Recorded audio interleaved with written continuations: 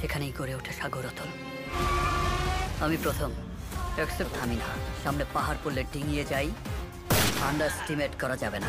সোহানী হোসেনের কাহিনী ও ফেরারি ফরহাদের চিত্রনাট্যে ওয়াজেদ আলী সুমন পরিচালিত অন্তরাত্মা সিনেমার সম্পূর্ণ গল্প এখনও আনুষ্ঠানিকভাবে প্রকাশ করা হয়নি। তবে বিভিন্ন সূত্রে ও ট্রেলার থেকে যতটুকু জানা যায় তার ভিত্তিতে একটি সম্ভাব্য কাহিনী নিচে দেওয়া হল। সম্ভাব্য গল্প: সিনেমাটি সম্ভবত ৯০ দশকের পটভূমিতে নির্মিত একটি গ্রামীণ প্রেমের গল্প। শাকিব খান এখানে প্রথম নামের একজন প্রভাবশালী ও ধনী ব্যক্তির চরিত্রে অভিনয় করেছেন।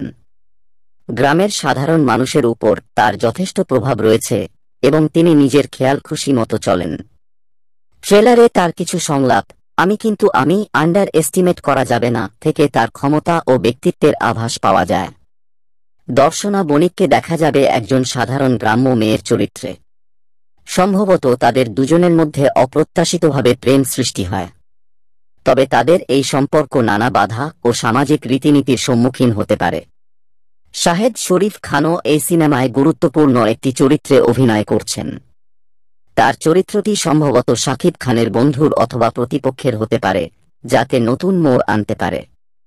সিনেমাটিতে পারিবারিক সম্পর্কের টানাপোড়েন এবং সামাজিক প্রেক্ষাপটও একটি গুরুত্বপূর্ণ ভূমিকা পালন করবে বলে ধারণা করা যায়।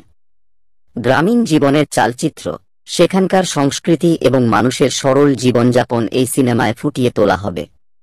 ট্রেলারে শাকিব খান ও দর্শনা বণিকের কিছু রোমান্টিক দৃশ্য দেখা গেছে, যা তাদের প্রেমের গভীরতা বোঝায়।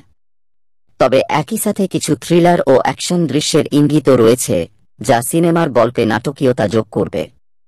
সোহানী হোসেনের প্রযোজনা এবং ওয়াজেদ আলী সুমনের পরিচালনায় এই সিনেমাটি একটি শক্তিশালী গল্প এবং সুন্দর চিত্রায়নের মাধ্যমে দর্শকদের মন জয় করে নেবে বলে আশা করা যায়।